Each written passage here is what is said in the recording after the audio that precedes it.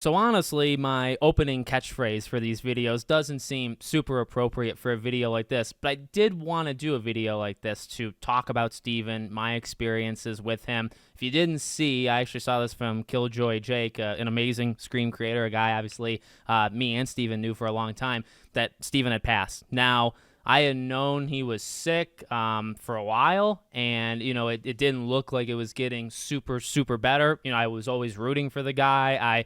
I would message him behind the scenes, and I want to kind of talk a little bit about that. Not specifics. We don't have to go through my phone history, but I want to talk about Steven.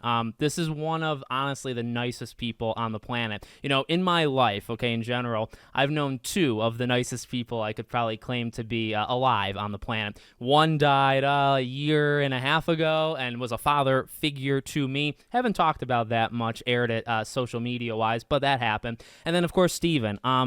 This was a guy that just was incredibly nice no matter what. I don't think he had a bad bone in his body. I know a lot of those stuff can be cliches and you say that about certain people, but I genuinely mean that. He would talk to me, and we had some similar stuff that even like personal wise that we could relate to in ways that, look, you meet people doing these things and you don't know much about them. You kind of take a leap of faith. And I think I'm a little bit more open to taking a leap of faith with people than other people on social media, but I am also kind of hesitant and more restricted of myself than other people on social media. So it takes a little bit for me to kind of go out there and to open up, and to talk to people. And it's something I think is so special. I talk, and I haven't done it recently. I haven't said it recently. The Scream community can be unbelievably great. There's a lot of negatives and there's a lot of negative people, but the Scream community and what I've always talked about making videos on these movies is just this unbelievable sense of community. And and this is a thing I want to talk about Steven in this video, I really think he embraced that more than kind of anyone. I had him on and I had that big group collab, which is one of the most cool things, I think I've ever done on YouTube leading into Scream 5, right? Kind of this crowning achievement for me at the time. Steven, I feel like, took that idea, and even before that he was doing it, and he just went nuts with it, in the greatest ways. He was incredible, and I wanted to steal stuff from him. I would text him all the time and say, man, this is insane, like what you're doing, what he was able to achieve. Look, there's Steven the person, who I think was just an unbelievable guy, and I'll circle back to that in a second.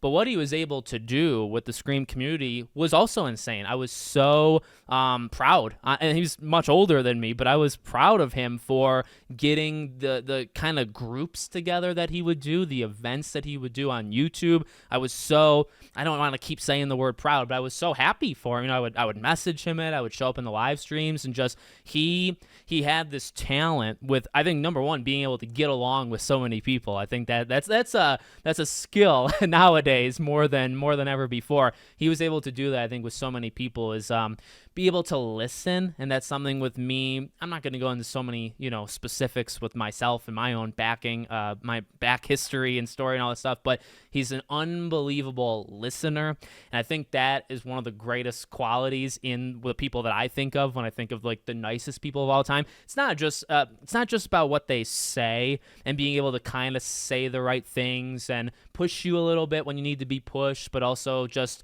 kind of give you the right advice, honestly. But being able to hear you, a lot of people, including, and I'm not very good at it myself, I love to talk, right? I don't shut up. You need to be able to sit back and just kind of listen, just kind of take what the other person is saying, to be able to relate to it yourself, to be able to kind of help the person. And again, like the one person I'm talking about that died a year and a half ago, probably the best. I think Steven was maybe second, but I didn't know Steven, as long, and he wasn't a father figure in the way that this guy was.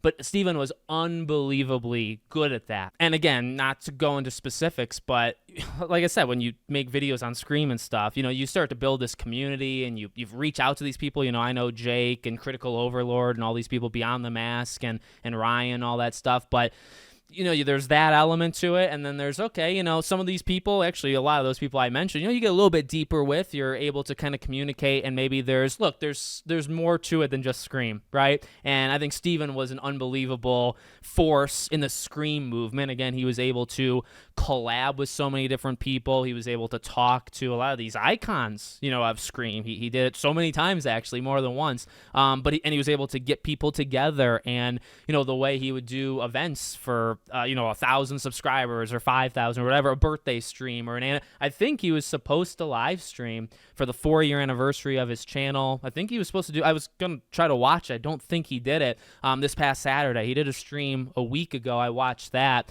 And, again, he looked like he was fighting it. And, I always would text him and say, just thinking about you. Look, he's got a wife. He's got a kid. I wish the absolute best for them. That's hard. I don't even want to say too much more, because it's like, well, what can you really say? You can really only talk, I think, or I really only want to talk about him as a person. But an unbelievable Scream creator, obviously a lot of knowledge, obviously has been around to be able to experience it all. And even from that angle, by the way, one thing I would always joke around, he really is, always was and always will be the Stu train conductor. When Stu makes his return in Scream 7, I truly believe, because he had that kind of impact, I think a lot of people will think of Steven. Whether Matthew Lillard is in the movie for 2 minutes or 30 seconds or 20 minutes, I think when you see him alive or dead, and I think he's still probably dead, you're going to think of Steven, because he had that force of, here's the thing, though, okay? He had the force of, the Stu conductor stuff, but even in the Scream community, he was so open to, like, you don't have to agree with it. And I would even joke with him, right? Or even when we did streams together, say, hey, I'm not with you, on the Stu train, but I think you are the conductor and you do an unbelievable job, of leading it. That's the kind of guy he was. He was passionate. He could tell stories. He could defend his points and have that stuff. And this is, by the way, just the Scream element of him. But he was so willing to, like, hey, as long as you don't attack the guy, or, you don't have to get nasty about it. But he welcomed, like, not being on the same page, with Stu or anything. I think that speaks to the character. And to be honest with you, like, the Stu thing is the Stu thing. What I will take away from it, I mean, look, I did a lot of streams with him, and it was always a blast. And we would stay on before and talk. We would talk, after the stream ended, and he was just so loving. Again, like, I think he just really liked people, to be honest. But he was a great guy, really, really great. And again, I think that listening point is something I really, just from a person, I don't think I talked to him the most of, like, anybody on YouTube, but I talked to him more than most, I guess.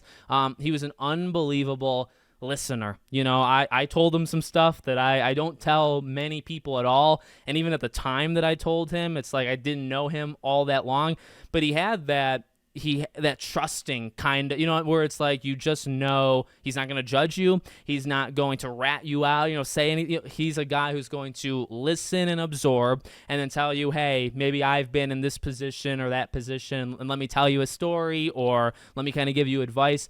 He, like, truly, and it's tough to really be able to convey it. Like, I've known two people like that. They're both gone, but he reminded me of the first, that left before him. But he was also, a man of religion and God, and I'm not going to go super into it, especially YouTube-wise. I don't know, it becomes a mess at a certain point, but if there is a heaven, if there is a God, that guy is going up there. He's first in line today, okay? And he deserves it. An unbelievable guy, one of the nicest people out there. So he'll be missed. It sucks. It does suck. And I'm not good with this kind of stuff. If you're wondering, like, well, you're smiling and all this stuff. I don't know. Like, I love the guy. He's a great, great guy. I actually, weirdly enough, and I have a habit with doing this with certain people, I guess, we would message, on and off. And I knew, like I said, I knew he was sick. We haven't done live streams in actually a while. We had planned to do one maybe like a month, 2 months ago. He was having a rough week. We canceled. But we would text, maybe every 2 or so weeks. So I'd send a message to him. He'd send a message back.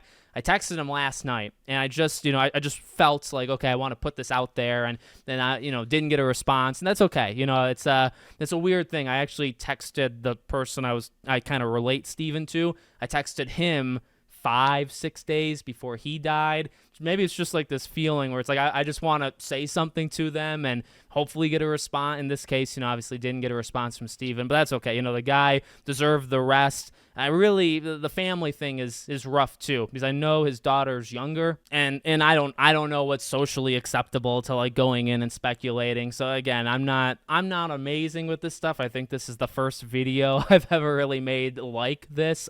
So excuse me if I'm not the most like politically correct in this way, but I do feel like, look, he's at rest. He's probably the most at rest that he's been in a long time. And again, like, if there is a God, if there is a heaven, that guy's being treated the absolute greatest. So I'm not really worried. I'm more concerned about, his wife and daughter, that I hope they're okay. And I think what I've seen so far on social media and stuff, the guy really was loved. There really weren't a lot of bitter YouTube rivalries, with him. And that's the thing, I think, with Scream, going back to that, we keep going back, forth, but that's the thing with Scream, is like, I don't really think there has to be all of this like insane fighting. Like, you love the movie, you love certain of the movies, and maybe you hate other ones, but like he was a guy that I think if you talk to, even if you disagree with opinion, like, tweets are tweets, right? You see a tweet from anybody, you might get a little shook or whatever, but you give him like 2 minutes of your time, and which I think a lot of people are incapable of, not with him, but just in general.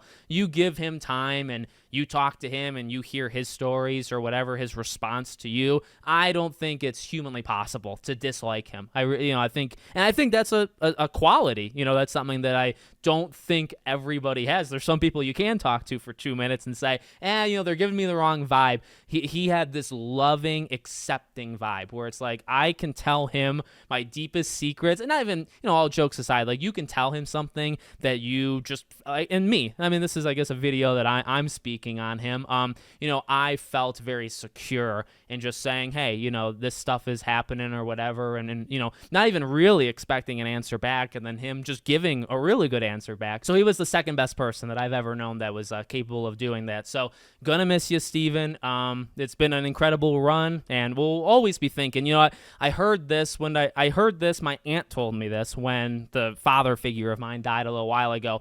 Like, a person who dies, they are gone if you don't bring up them, and I'm probably butchering like the actual, that basically what I'm saying is, like, the way to keep these people around is by remembering them, is telling stories about them, to just say, oh, RIP, and we'll never forget you, but then, well, we'll never talk about you, and like, we'll never bring you up. When you do that, you actually do kind of let that person go. And I think that's something that I heard very, very early when the father figure of mine died, and I thought, that's so true. That when you tell stories and when you just kind of think back to a moment that they did something for you or they said something, every time you do that, you're keeping them around. At least in your memory. If you tell stories about them like to other people, well, then you're keeping them around to others, right? But it's really, that's how I do it. That's how I've done it in the past. That's how I'll do it with Steven, is just, from time to time, I'll think about, oh yeah, remember when he did this or did that or said this to me? And then, to keep that memory around to other people is you simply just tell those stories. But I've seen social media, like, a lot of people were viewers. I guess I was privileged enough. Like, this is where it's like weird, because it's like, well, I talked to him. Does that make me any different? I watched him. I was a viewer. I also got to, a peek behind the curtain. And I think the feelings that people thought about him that you see on social media, people saying, oh, he seemed like such a loving guy, or he seemed like this, seemed like that. That's true. Yeah, I can confirm, all those things. And that's, I do look at that honestly as a privilege, because I guess not everybody talks to him, behind the scenes. So I got to do that. It was an honor, to do it. And I wish we were able to do more, I'll say, in terms of regrets, if that matters. The last, really, he got sick, I think, around Scream 6, from what I think I know. And, from that point on, it was just very up and down. And, I would watch his stuff, watch his live streams. I don't think we actually did anything, him and I, together. We would talk, behind the scenes and stuff, but I don't think we did anything since Scream 6. And like I said, we were working on stuff. We had ideas, and we were going to do collab streams and all that stuff for Scream 7, or even this past couple months we were going to do stuff. But I understood, things were going on, and that it would be a regret regret, but what are you gonna do? What are you gonna? You can't force it. I'm gonna miss that though. Not the collabs and the talks scream wise with people, because I also think him and I had really good chemistry, and I always loved. He was probably my favorite. Can I say that? He was probably my favorite guy, scream guy, that I was able to kind of bounce back and forth with. I think we had good cadence, good chemistry, but then also. All jokes aside, again, not really just that, before the stream, after the stream, when it was all over or before it started, we would hop on, we would talk about games, we talk about family stuff, we would do all that. That's the more important, I think, version, of Steven that I wanted to kind of share with you guys. So don't really know I don't know how to start a video like this. I also don't know how to end a video like this. Share your thoughts, leave a Steven memory in the comments. Like I said, I think the most important part of keeping him around is just what I said 2 minutes ago, right? Keeping him in your head, remembering those moments, and then just telling it to people. That's at least that's what I've been told. Maybe it's the wrong thing, but I think it's the right thing. Let me know what you think as always, and I'll see you all in the next one.